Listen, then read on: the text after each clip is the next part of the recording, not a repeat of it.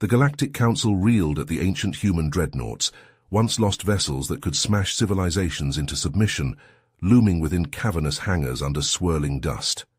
Izar the archaeologist slammed his palms on the table, holographic warships rising. This fleet proves humanity commanded the stars while your species huddled in caves. Floating diagrams bathed the shocked representatives in crimson. Izar thrust his fists. These battle cruisers outgun your strongest warships 1,000-fold. Humankind ruled before you crawled from seas, before you sparked fire. Thudding blood, the Council beheld titanic human craft, rows of broadside cannons and spinal railguns. Blinking, they witnessed ruined hulls bearing unfathomable weapons, propulsion nozzles radiating impossible energies. Murmuring voices overlapped. "It's a trick, not real. The physics are wrong." Izar slashed the air. Carbon dated, twice confirmed. Translated databanks describe betrayal, a cataclysmic war that collapsed man's dominion, but details are patchy. And a ship's missing from the berths. Flicking images, he pointed at a gaping void amid the slumbering dreadnoughts, the empty slot stark. An Empire killer walks the void. Will its masters follow? If they return, will they reclaim their galaxy, with vengeance for eons lost? Pale-faced councillors gripped seats, pulses hammering, staring at the hangar schematic, and the single missing warship that could rewrite existence. They swallowed. In the shadows of ancient human destroyers, the galaxy's fate hung by threads. The council chamber erupted into pandemonium at Izar's revelation. Representatives shouted over each other, demanding answers, action, anything to address this existential threat. Amidst the chaos, Councillor Zephyr's voice boomed above the din. "Silence! We must act swiftly and decisively. I propose we dispatch our top human expert, Charles Scorer, to investigate these ruins alongside Izar. His unique insights may prove invaluable." The chamber fell quiet as all eyes turned to Scorer, who nodded solemnly. "I accept this responsibility. We must uncover the truth behind these ships and the missing vessel." Within hours, Scorer and Izar boarded a sleek council shuttle, speeding towards the coordinates of the ancient hangar. As they approached, Scorer's eyes widened at the sight of the colossal human dreadnoughts, their scale defying comprehension. "By the stars," he breathed, "these ships, they dwarf anything in our arsenal. The technological disparity is staggering." Izar grunted in agreement as they disembarked, their footsteps echoing in the cavernous space. Scorer ran his hand along a dreadnought's hull, marveling at its construction, when he noticed something peculiar. "Izar, look at this," he called out, pointing to the empty berth of the missing ship. "The rest of the hangar is blanketed in dust, but this area is spotless, as if the ship launched recently." Izar's face paled as the implications sank in. "You're suggesting someone else accessed this place before us, without the Council's knowledge?" Scorer nodded grimly. "An unknown party possessing such advanced human tech, the consequences could be catastrophic."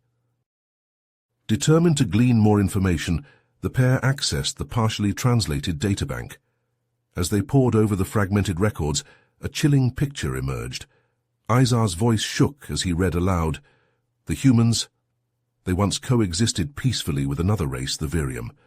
Together they formed the United Galactic Alliance, but the Virium betrayed them, sabotaging their technology, unleashing a genetically engineered plague that nearly wiped out humanity." Scorer's heart raced as he continued. In a last-ditch effort to survive, the remaining humans sacrificed their empire to trap the Virium. They detonated an unimaginably powerful weapon that annihilated the Virium home system star. The explosion irradiated huge swathes of the galaxy, seeded impassable debris fields, but it worked. The Virium were obliterated. The weight of this lost history hung heavy in the air.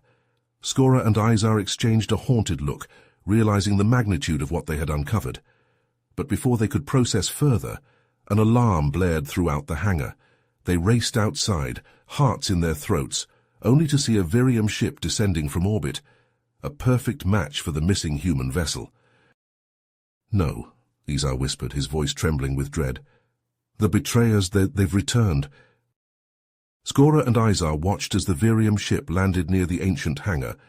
a ramp extending from its underside. They tensed, expecting a Virium delegation or worse, an armed boarding party. But to their utter disbelief, the single figure that emerged appeared human, clad in an advanced exosuit that looked both ancient and highly sophisticated. The human strode towards them purposefully, hands raised in a universal gesture of peace. As he approached, the human's translucent helmet became transparent, revealing a weathered but determined face. "Greetings," he said, his voice carrying through external speakers. "I am Admiral Velik Tarn, commander of the human vessel Indomitable. I come in peace." Izar, still wary, stepped forward. "How did you find us, and where have you been all this time?" Tarn explained, "My crew and I are the last survivors of the human Virium War. We placed ourselves in stasis aboard the Indomitable to be awakened if the Virium ever returned. Our ship was equipped with advanced sensors designed to detect Virium technology. Mere days ago it detected a Virium signature in this sector." Skora pressed, "So the Virium have resurfaced. What can you tell us about them, about the war?" Tarn's expression grew somber. "The Virium were once our closest allies, but they betrayed us without warning or provocation. They had a terrifying ability to adapt and evolve rapidly, both technologically and biologically. It made them an implacable foe." Izar asked, "Why did they turn on you?" Tarn revealed, "The Virium were obsessed with something they called ascension. They believed that by assimilating the best traits of other species, they could elevate themselves to godhood." Izar connected the dots, and they wanted to assimilate humanity. Tarn nodded grimly. "They coveted our ingenuity, our adaptability, our indomitable will. They believed these traits would bring them closer to their goal." Skora inquired, "The superweapon you used to destroy their home system, what was it?" Tarn hesitated, then said, "A device called the Singularity Engine. It could generate a localized black hole. But it was lost in the cataclysm, and the knowledge to build another died with its creators." Izar and Skora exchanged a worried glance, the implications sinking in. If the Virium had truly returned, the galaxy might once again be on the brink of annihilation. As the weight of Tarn's revelation settled upon them, Skora and Izar exchanged a haunted look. The Virium's return threatened everything they held dear, and the fate of the galaxy now rested on their shoulders. Skora leaned forward, his eyes intense. "Tarn, you said there's a way to stop the Virium once and for all. What is it?" Tarn's weathered face grew somber. "In their final moments, my crew managed to plant a hidden failsafe within the Virium's core programming, a latent command that, when activated, will cause every piece of Virium technology to self-destruct simultaneously." Izar's eyes widened. "That could cripple them, give us a fighting chance." Tarn held up a hand. "But activating the failsafe requires interfacing directly with the Virium's central control hub, located in the heart of their newly established stronghold." Skora swallowed hard, the magnitude of the task sinking in. "And you? Will you be the one to activate it?" Tarn shook his head, gesturing to his exosuit. "This is the only thing keeping my centuries-old body alive. I wouldn't survive the journey." He fixed Skora and Izar with a piercing gaze. "But you two, with your knowledge of modern galactic technology and politics, could lead a covert mission to infiltrate the stronghold and activate the failsafe." Izar balked, his voice rising. "That's suicide. We'd never make it out alive." Tarn's expression hardened. "If the Virium aren't stopped now, countless billions will perish. The galaxy will be plunged into an unending cycle of war and suffering." Skora, torn between duty and fear, asked softly, "And what will happen to you and your crew once the failsafe is activated?" Tarn's voice was heavy with resignation. "The Indomitable, being of human design, will also be destroyed in the process. But my crew and I have made our peace with this, knowing our sacrifice will ensure the survival of the galaxy." A long moment of silence stretched between them, the weight of the decision bearing down. Finally, Skora and Izar looked at each other, a wordless understanding passing between them. They turned to Tarn, their expressions grim but determined. "We'll do it," Skora said, his voice steady.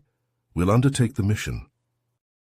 As they prepared to depart, Tarn pressed a small crystalline device into Skora's hand. "The key to activating the failsafe," he explained. "It will only work once, and you'll have mere seconds to escape the stronghold before it detonates." Skora and Izar boarded their ship, the enormity of their task settling upon their shoulders. As they lifted off, they saw Tarn standing beside the Indomitable, his hand raised in a final salute, a symbol of the legacy they now carried, the last hope of a long-lost human empire. Skora and Izar crept through the dimly lit corridors of the Virium stronghold, their hearts pounding in unison. The weight of their mission hung heavy upon them as they navigated the unfamiliar terrain, guided only by the faint glow of their handheld scanners. Each step brought them closer to the central control hub, where the failsafe device would finally put an end to the Virium threat.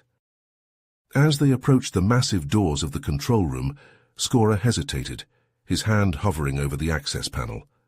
"Are we sure about this, Izar?" he whispered, his voice tinged with uncertainty. "What if there's more to this than we know?" Izar shook his head, his eyes narrowing with determination. "We don't have a choice. The Virium are too dangerous to be left unchecked." With a deep breath, Skora activated the panel and the doors slid open with a hiss. They stepped inside, their weapons at the ready, only to find themselves face to face with a towering Virium commander. The commander, his crystalline exoskeleton gleaming in the dim light, raised his hands in a gesture of peace. "Wait," he said, his voice resonating through the chamber. "Before you activate that device, there is something you must know." Skora and Izar exchanged a wary glance, but lowered their weapons slightly. The commander continued, "The Virium never betrayed the humans. It was a rogue faction of your own kind, led by a ruthless warlord, who sabotaged the Alliance in a bid for power. We retaliated in self-defense, but the warlord's propaganda machine painted us as the aggressors." Skora's grip on his weapon faltered, his mind reeling at the revelation. Could it be true? Had they been fighting the wrong enemy all along? The commander, sensing Skora's hesitation, pressed on. "I implore you, hear our side of the story. We have the complete historical records, uncorrupted by the lies that have fueled this war for centuries." Izar, his face contorted with a lifetime of prejudice, shook his head vehemently. "No, it's a trick. They're trying to manipulate us." Skora, torn between the truth and his loyalty to the mission, hesitated. But before he could make a decision, Izar lunged forward, snatching the failsafe device from Skora's hand. "No!" Skora cried, reaching for the device. But it was too late. Izar activated the failsafe, sealing the fate of both races. The stronghold began to crumble around them, massive chunks of debris raining down from the ceiling. The Virium commander, in a final act of sacrifice, threw himself over Skora and Izar, shielding them from the falling rubble. "Go," he gasped, his crystalline form cracking under the weight of the debris. "Escape while you still can." Skora and Izar, their hearts heavy with the knowledge of what they had done, raced through the collapsing corridors, barely making it back to their ship before the entire Virium civilization was wiped out in a cascade of self-destructing technology. As they watched the destruction from orbit, Skora turned to Izar, his voice thick with emotion. "We should have listened to him, Izar. We should have heard their side of the story." Izar, his eyes fixed on the debris field that was once the Virium stronghold, shook his head sadly. "It's too late now. What's done is done. We'll have to live with the consequences of our actions." Skora, filled with a profound sense of loss and disillusionment, turned away from the viewport. He wondered if the true story of the human-Virium war would ever be known, or if history would remember only the lies that had led them to this moment. You have reached the end of the story. If you enjoyed this story and want to support us, please leave a like and subscribe to our channel, and for every comment that says 88, I will heart every single one of them. Thank you for your time.